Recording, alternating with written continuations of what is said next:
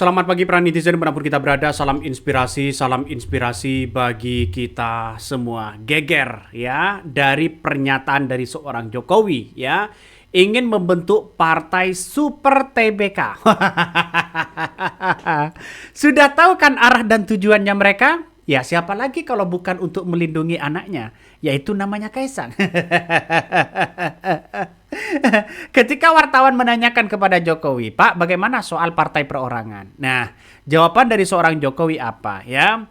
Jawaban dari seorang Jokowi ya mengakui adanya soal bagaimana ya partai Super TBK ini. Ya ini menjadi super terbuka begitu kepada siapapun di situ. Salah satunya yang disindir di situ yang disampaikan ya adalah partai PSI. Ini ngeri pada akhirnya, bos. Ya, ngeri pada akhirnya. Kenapa saya katakan ngeri begitu? Bukan tidak mungkin ketika PSI begitu kan, ya. Kekuatan dan kewenangan mereka diserahkan kepada ketua umumnya, bukan kepada pembinanya, maka hati-hati. Bisa saja dikhianati, bos. Ya. PDIP saja sudah dikhianati kok, apalagi sekelas partai PSI. Itu memang ada ide gagasan untuk membuat partai Super TBK yang saya sampaikan juga kepada relawan-relawan. Tanggapannya seperti apa terhadap gagasan ini, dan ternyata tahu-tahu sudah diambil, sudah diakomodir oleh PSI yang kurang lebih menurut saya konsepnya hampir-hampir mirip tetapi dimodifikasi sedikit oleh PSI ya, seperti itu. Partai yang terbuka, yang super terbuka, yang nanti pemilihan ketuanya juga dilakukan secara terbuka oleh seluruh anggotanya. Kan ngeri kan pada akhirnya. Jadi saya kira dengan adanya seperti ini sudah terbongkar begitu kan, ya sudah terbongkar. Padahal pemilik atau pembina PSI di situ adalah Jeffrey Giovanni dan Raja Juli Antoni begitu kan, ya sebagai sekretaris mereka. Dua orang inilah yang kemudian punya kekuatan besar dibandingkan dengan ketua umum partai PSI karena sesuai dengan ADART mereka. Kalau toh pada hakikatnya PSI ini akan dirubah sebagai Super TBK, kemudian terbuka kepada anggotanya, ya siapapun yang akan menjadi calon ketua umumnya, maka jelas di situ hati-hati betul. Jangan-jangan ingin melindungi begitu kan ya, seorang Jokowi ingin melindungi Kaisang. Jangan-jangan bisa saja seperti itu.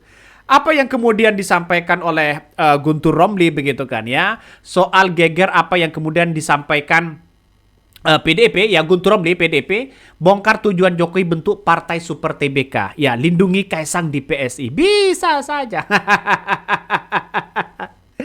Jadi ruang gerak dari PSI ini dipuji dulu ya. Biar apa? Biar lepas lah ya. Ketua pembina ini biar lepas juga bagaimana tupoksi dan kewenangan mereka diserahkan kepada ketua umumnya. Jangan terkecoh loh di situ begitu. Nah, ini bagian dari kerangka-kerangka strategi dari seorang Jokowi di situ. Hati-hati loh. PDIP saja dikhianati, apalagi sekelas PSI. Ngeri kan? Ngeri nih bos. Ini ngeri ya. Coba kita baca komentar-komentar netizen begitu kan ya.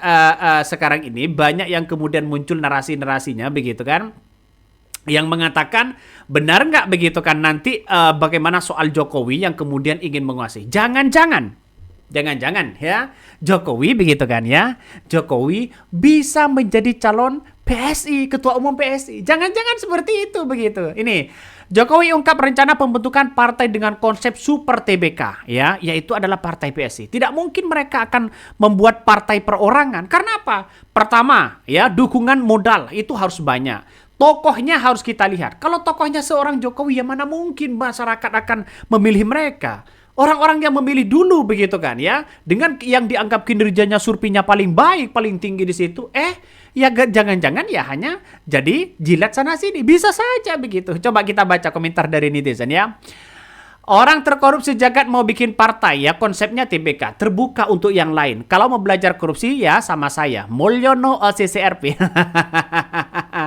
Pantaslah gaul sama pengusaha Sembilan Naga, mereka yang TBK. Ini komentar dari netizen ya. Bahkan gimana kalau rakyat adakan pengadilan rakyat, pakai hukum Islam saja, pimpin dolim harus disiapkan, harus diapakan dan sebagainya. Jadi artinya apa? Artinya komentar-komentar ini netizen ini menandakan ada sesuatu hal yang kemudian kalau seorang Jokowi begitu kan ingin membentuk partainya sendiri, yaitu partai perorangan, ya silahkan begitu. Jangan lalu kemudian ya PSI dia lalu kemudian digoda. Ya walaupun digoda ya silahkan begitu kan. Tapi jangan sampai terkecoh ya. Inilah akibat ya seorang Jokowi begitu kan yang kemudian tidak laku begitu kan. Tidak laku sana sini ya, ingin melindungi sana sini. Ya jangan-jangan dirinya ingin menjadi ketua umum partai.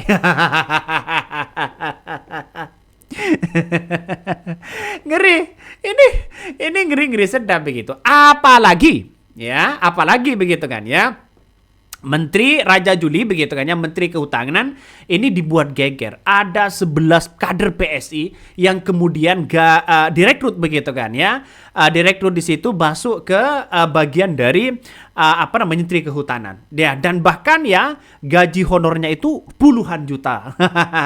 Ini gimana bos logikanya? Prabowo kan bisa saja ini kecolongan besar nih. Sudah gila ya, suami istri kader PSI jadi staf menteri KLHK ya dengan gaji wow. Bayangkan di situ. Bayangkan, kita lihat saja realitanya. Artinya secara tidak langsung ya dengan hal-hal seperti itu sudah terkecoh kok begitu kan seorang Prabowo. Ini ngeri-ngeri sedap bos. Ini ngeri-ngeri sedap. Jadi saya kira kalau Jokowi ingin membuat super TBK begitu kepada kepada PSI ya silahkan begitu kan. Tidak ada masalah. Yang penting masyarakat ya sudah tahu karakter dari seorang Jokowi itu sendiri. Ya karakternya bagaimana bang? Ya kalau sudah tidak laku ingin melindungi sana sini bisa saja itu terjadi. Tapi ya sah saja partai membuat partai perorangan silahkan ya. Ya ingin super TBK ya silahkan begitu. Tidak ada masalah begitu kan. Semuanya adalah rakyat yang menentukan ini semua. Ya wajar dong partai non parlemen kan ya bisa-bisanya hanya seperti itu. Saking diambang kebingungan seorang Jokowi begitu kan ya. Karena apa? Karena ya Pak PSI ini kan tidak lolos di parlemen, di luar ya non parlemen. Artinya secara tidak langsung posisi Kaisang ini gimana ya? Berbisnis pisang dan sebagainya bangkrut. Bisnis ini bangkrut ya. Pada akhirnya apa yang terjadi? Ya mau tidak mau ya Jokowi harus menyelamatkan itu. Iya kan? Bisa saja terjadi begitu kan ya. Coba ya kita baca beritanya apa yang kemudian disampaikan oleh Guntur Romli ya ini. Guntur Romli ya menyampaikan bahwa tujuan dari Jokowi untuk membuat partai ya bentuk partai super TBK itu ya hanya melindungi Kaisang. Jangan-jangan begitu kan? Jangan-jangan ingin bagaimana soal soal tahun 2029. Bisa saja seorang Kaisang akan dimasukkan di situ begitu. Makanya politisi dari partai PDIP ini seperti Guntur Romli menduga ya adanya gagasan dari Presiden Jokowi ini membentuk partai super terbuka atau TBK adalah untuk melindungi anaknya. Ya bisa saja Gibran ya bisa nyalon lagi di tahun 2029. Ketika masyarakat begitu sudah menentukan arah, ketika partai-partai dan ketua umum partai ingin mencalonkan diri menjadi seorang presiden, bahkan ya Gibran tidak punya tiket. Tiket salah satunya adalah membuat partai baru. Karena partai baru bisa saja begitu kan ya. Karena presidensial threshold 20% ini sudah dihapus di ambang batasnya begitu di Mahkamah Konstitusi, maka ya sah-sah aja nanti partai baru langsung sekaligus untuk menjadi calon presiden. Atau jangan-jangan masuk kepada partai PSI. Tapi pertanyaannya sekarang adalah ya siapa yang akan milih Gibran lagi? Ya ini kan kalau berlawanan begitu. Misalnya AHY Gibran ya versus Prabowo misalnya. Siapa yang mau bunuh Gibran begitu? Jadi ini bisa ketebak pilpres ini begitu. Di tahun 2029 ini bisa saja Prabowo AHY bos. Sudah bisa ketebak begitu. Gibran ya bisa saja ditinggal. Jadi artinya apa? Artinya dengan adanya partai super TBK itu sah-sah aja sebenarnya. Dalam ADART mereka, dalam ADART PSI begitu kan, kewenangan yang paling tertinggi di situ adalah 2 orang. Yang pertama adalah pimpinan PSI yang diketuai oleh Jeffrey Giovanni dan sekretarisnya Raja Juli Antoni begitu kan ya. Yang sekarang ini menjadi menteri di situ begitu. Bahkan tidak hanya itu, ya, dalam pasal 16 tentang Dewan Pembina disebutkan bahwa pembina memiliki kewenangan absolut dan tak terbatas. Ini semuanya tergantung dari ya ketua pembinanya begitu.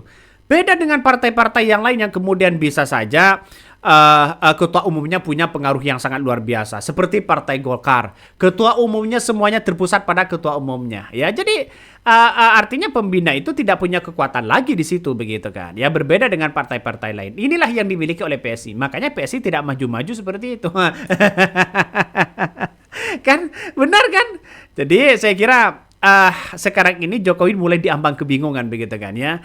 Ingin berkuasa tidak punya partai. Kritikan bertubi-tubi dari lawan-lawan politiknya seperti PDIP, seperti kader PDIP, simpatisan PDIP mengkritik habis-habisan soal nyamannya Jokowi. Bisa saja akan kritik bagaimana soal Gibran, bagaimana soal pencitraan sana sini, bagaimana soal Fufu Fafa dan sebagainya. Inilah yang akan terjadi begitu kan.